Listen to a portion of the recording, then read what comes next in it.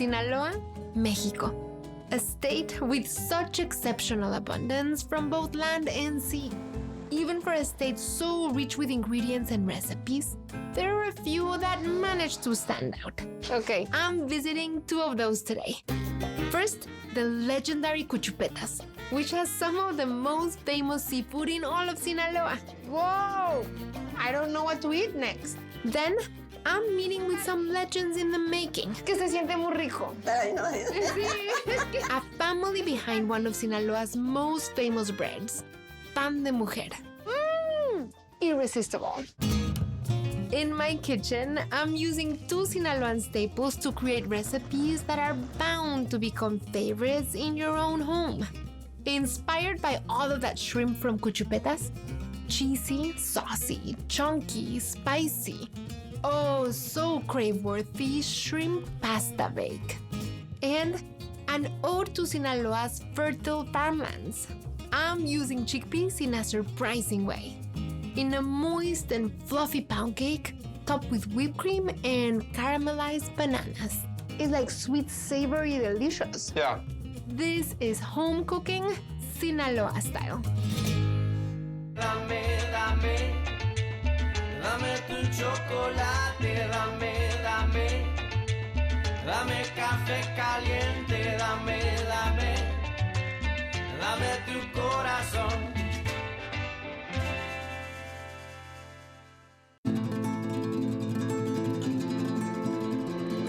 In the tiny town of Villa Unión, just outside of Mazatlán, there is a legend of a man who started a seafood restaurant with just one table. He called it Cuchupetas. The name spread across the region. And over the many years, the restaurant grew and grew and grew to become one of the most famous restaurants in all of Mexico. This is not folklore. Manuel Sanchez is a living legend. I'm joined by my dear friend Luis Osuna, a celebrated chef and restaurateur born and raised in nearby Mazatlán. Today, he's going to make me a true believer in the legend of Cuchupetas. ¿De dónde viene el nombre? Pues así me dicen Cuchupeta porque yo me quebré la mano de 4 años y estoy cucho. In Mexican Spanish slang, when something is broken or torn or crooked, you say it's cucho. But petas is because he liked to drink. Así es. Petas, so cuchupetas. Don Manuel es una figura, es un ícono en la cocina de marisco sinaloense. El Cuchupeta, su lugar, él empezó en 1987. A ver, enséñeme cómo funciona. ¿Qué trae? Sí, mire. Vamos a ver el producto. Por aquí, no, véngase por aquí. Es que anda limpiando allá para que ya... As the years go by, Manuel buys the homes next to his restaurant and turns them into dining rooms. And so the restaurant keeps going and going and going. Famous people come here. A lot of famous people. Este es bisnieto de Pancho Villa. Este soy yo hace 55 años. Mire. This is him. The restaurant is so sprawling that the kitchen is actually across the street, and it's a lot of fun to watch the waiters carry trays back and forth. It's here in the kitchen where the legend of Cuchupetas first began. It is truly a sight for seafood lovers. Oysters, crabs, pounds of fresh fish, and shrimp, pilon shrimp. Pilon shrimp. Cuchupetas is famous for their Sinaloan shrimp. Mira, Pati, estos camarones son camarones silvestres también, ¿no? Ajá. Que los sacan aquí cerca de un lugar que se llama El Gualamo. Ok. Bueno, a ellos les llegan todos los días, los abren, les ponen una mayonesa preparada y se va directo a la leña, ¿no? Acá atrás tienen la leña, pues, ¿no? Aquí, esto ya está preparado, mire. Platíqueme qué tenemos por aquí.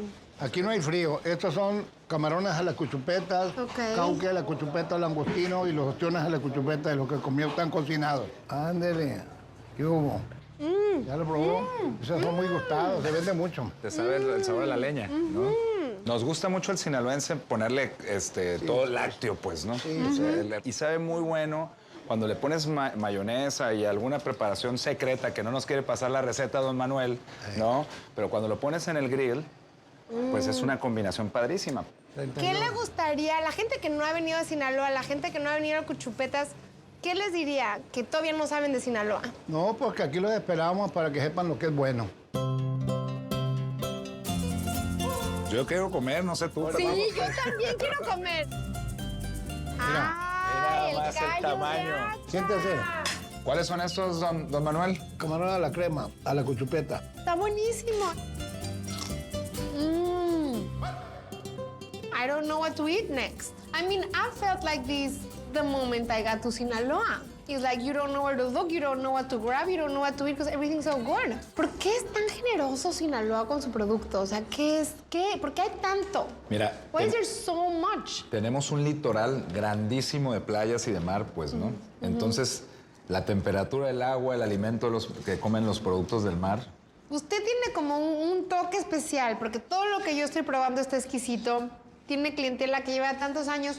¿En dónde está su toque mágico? Bueno, que le gusta a la gente, trato de buscar los mejores cocineros, que ya nunca salen de aquí, tienen más de 30 años, porque en primer lugar les pago bien y en segundo los trato bien, ¿verdad? Gracias por recibirnos, don Manuel. No. The legend is real and true. Por favor, vénganse a comer. You have to try ¿De qué es la this. masita?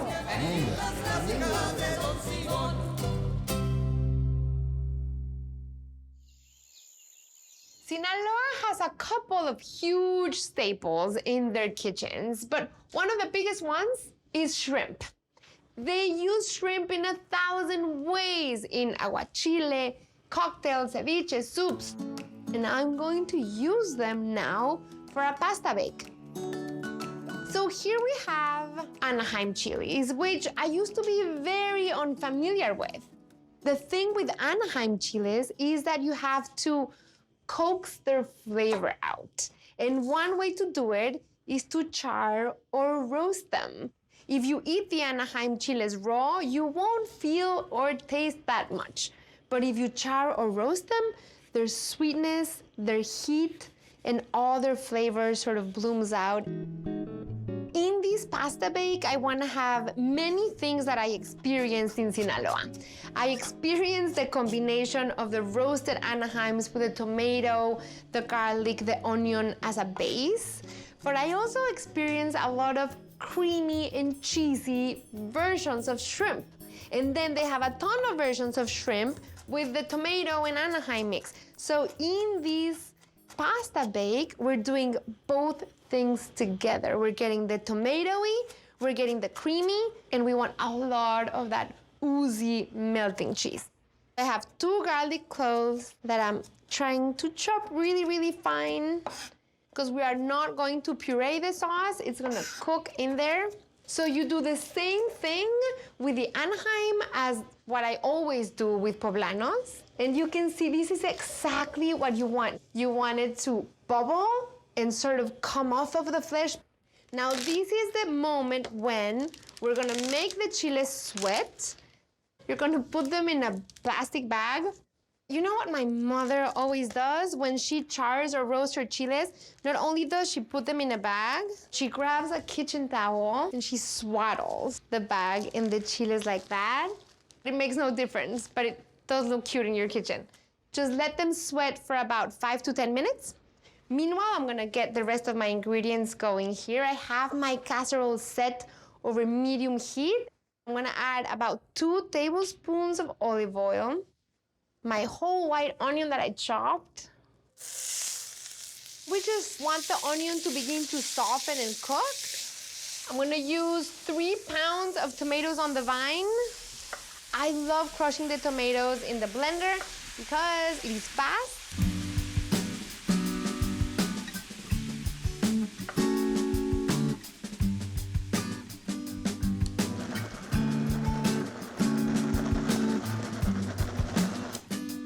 I don't want my tomatoes super pureed. I want them chunky. My chiles have to be ready.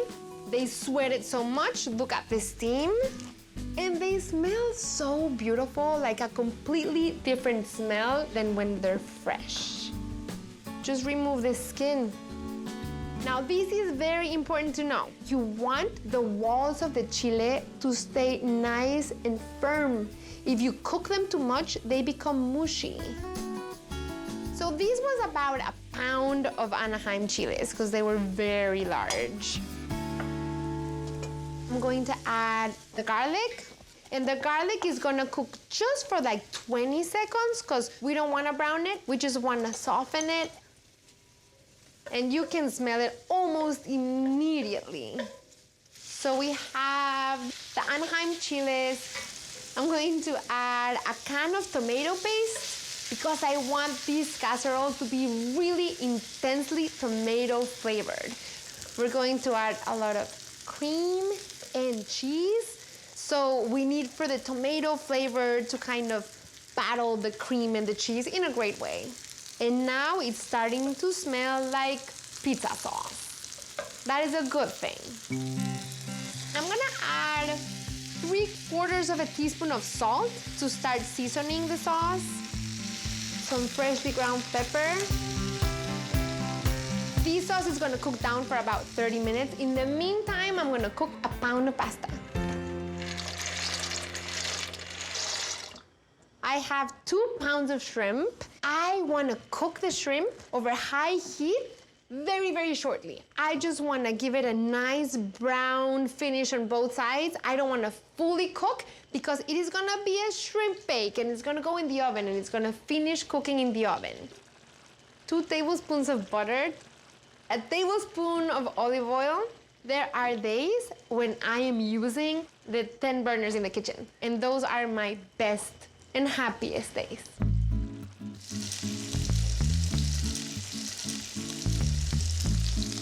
I'm gonna season them with salt and pepper. You really gain a new appreciation for shrimp when you visit Sinaloa.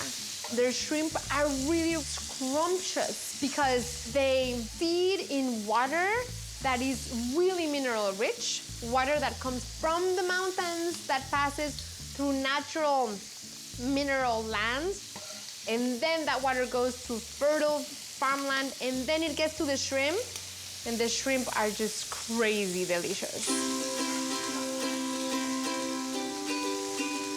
Okay, this is all coming together.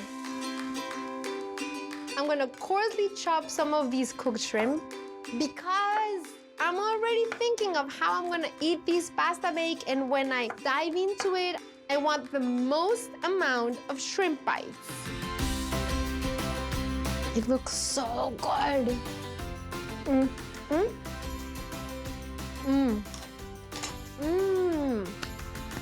So delicious.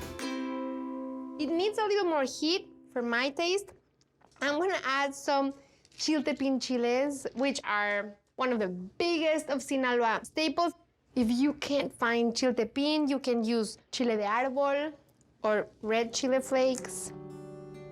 This is one powerful chile.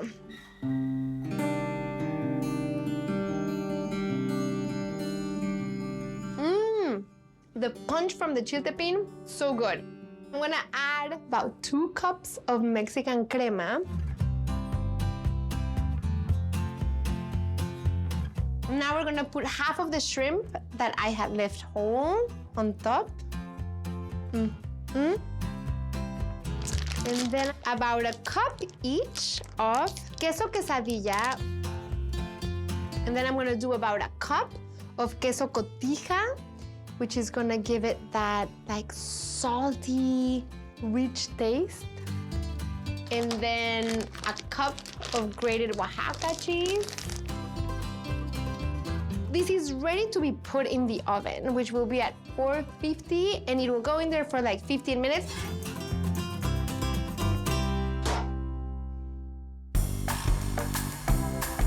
I'm traveling Sinaloa, tasting some classic, iconic Sinaloan food. You know how I go crazy for fresh bread, right? Well, of course, Sinaloa has its own special kind. And here on the coast in Altata, there's a hidden gem baking some of the best bread you'll find anywhere in the whole state. I have a thing for foods that have charming, amazing names that beg to be described. Like, what's the story behind a thing called pan de mujer, which translates to bread of a woman? Hola. ¿Qué tal? Mucho gusto. Yo soy Pati. Yo soy Lourdes. Lourdes, pero I've never heard the name Pan de Mujer. Quiero la historia. I want the story, and I want to learn how to make the bread. Es que se va a preparar y ya. Pásala. Fácil. Y huele a dulce. Sí. Es su chiquita. And look at this. Beauty. Sí, Lo eléctrica. conectamos. We have to plug that. Sí. A ver, entonces...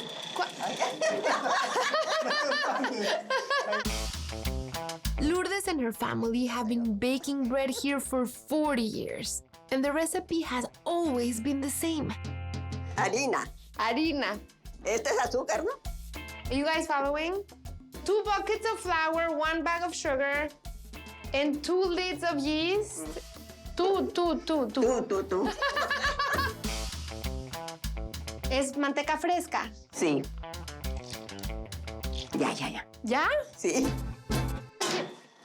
Cuando se inició esto, hace 40 años, nosotros iniciamos con leña, el horno lo calentamos con ¿Ustedes leña. son los que inauguraron Sí. el nombre de Pan de Mujer?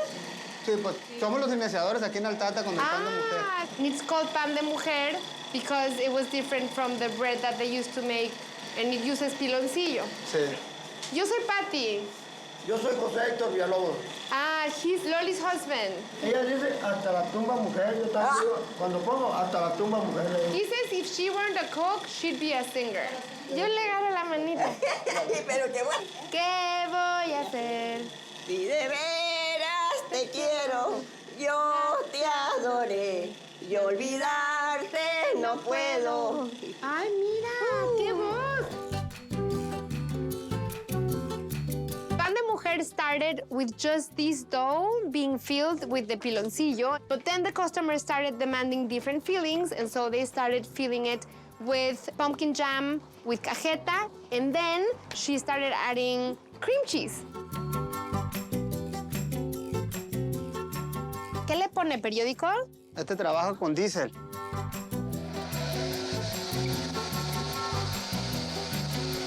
Eras el pan y el hombre lo... Okay. He knew that the oven was hot enough when he sort of put his hand around there.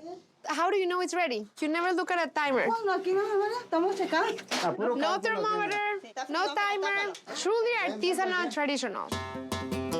¿Esa de qué es? Es de piloncillo.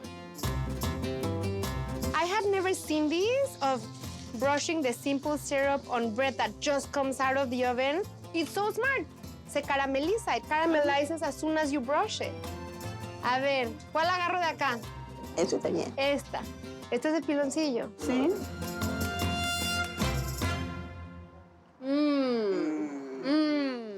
That piloncillo, that's like such a rustic, sweet, like hardened caramel that's also a little bit soft. It's just irresistible. That's why she sings all day. I'd be singing too. Gracias. Falta que termine cada quien que agarre. After about 15 minutes, my shrimp pasta bake is ready. Sammy, we're gonna make a super delicious, moist, yummy chickpea pound cake. Does it sound weird to make a chickpea pound cake? Yeah, I would never thought a chickpea cake. But you're gonna see why it's so good. We have a half a pound of butter, and I'm making you my ingredient beating machine because I need to use the mixer to beat the egg whites. We're gonna mix softened butter with 1 cup of sugar, and we wanna beat it until it is super creamy. And then I'm gonna add a half a teaspoon of cinnamon in there too, okay? Sammy has made some amazing soufflés. Remember when you Oh, yeah, I made made a the... chocolate souffle. Yeah. Oh my God, you're fast. Okay, I took a can of chickpeas, I drained them, and I pureed them in the food processor to make them a paste. See there? I need you to add that in here. Chickpeas are so huge in Sinaloa that not only do they have them like in their main soups and stews, but they have a ton of chickpea caramel and candies. And it turns out that chickpeas are amazing for cake. Yeah, I Tell me. always thought that chickpeas were only for like Mediterranean food, you know? I When I know. think chickpeas, I think like falafel or like not really pound cake or anything like that. Okay, I'm gonna add the egg yolks in here. I don't think we've ever eaten chickpeas in a sweet way, no? Yeah, that's why I was like confusing. But I also think, like, now that we've eaten almonds with so many sweet things, that makes sense. But really, when you think about it, it's also very, like, savory too, you know? So I have a half a cup of flour, and I'm gonna add 2 teaspoons of baking powder, and then I'm adding a pinch of salt. So I actually heard about chickpea cake a lot when I was in Sinaloa, but I didn't get to taste it. So I'm hoping we'll be doing chickpea pound cake justice here. Yeah. As you continue to beat, the egg yolks in here are gonna give you taste and consistency, but the egg whites here, I'm going to beat them until they're super puffy and cloudy and stiff, and that's gonna give us volume.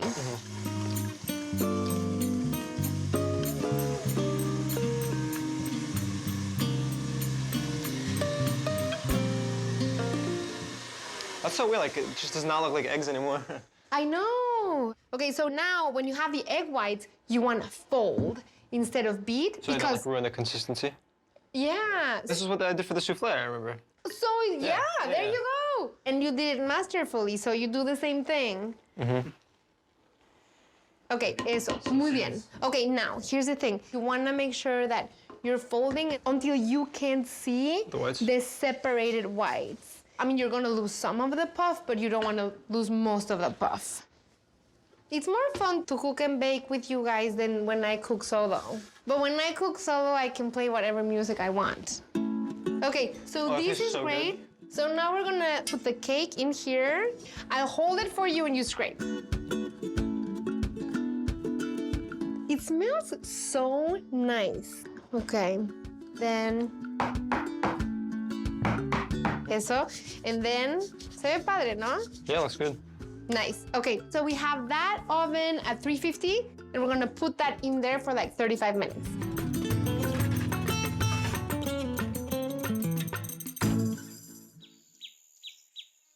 Mira, huele, huele. I can smell it from here. From it's like so strong, no?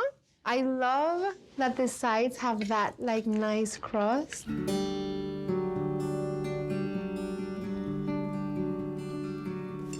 For you. Oh, thank you. Oh.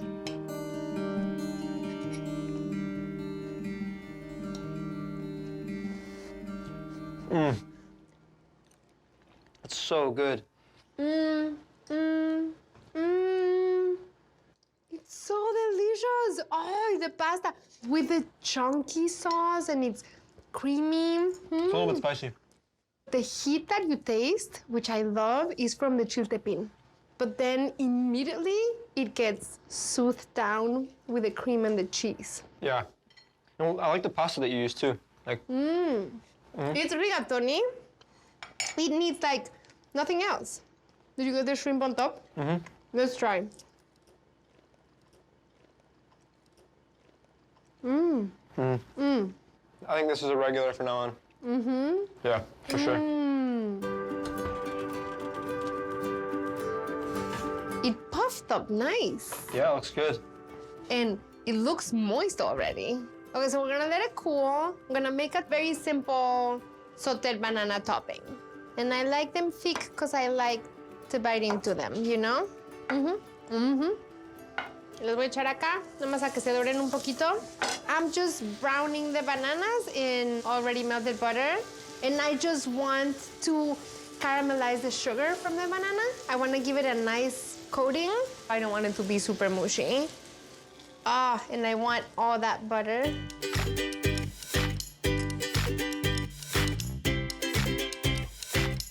See? Oh.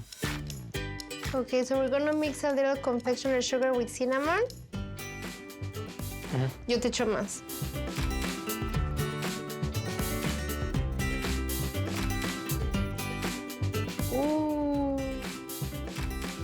Te pongo whipped cream encima. You know, chickpea pound cake is a thing in Sinaloa. We will see if we want to make it a thing here.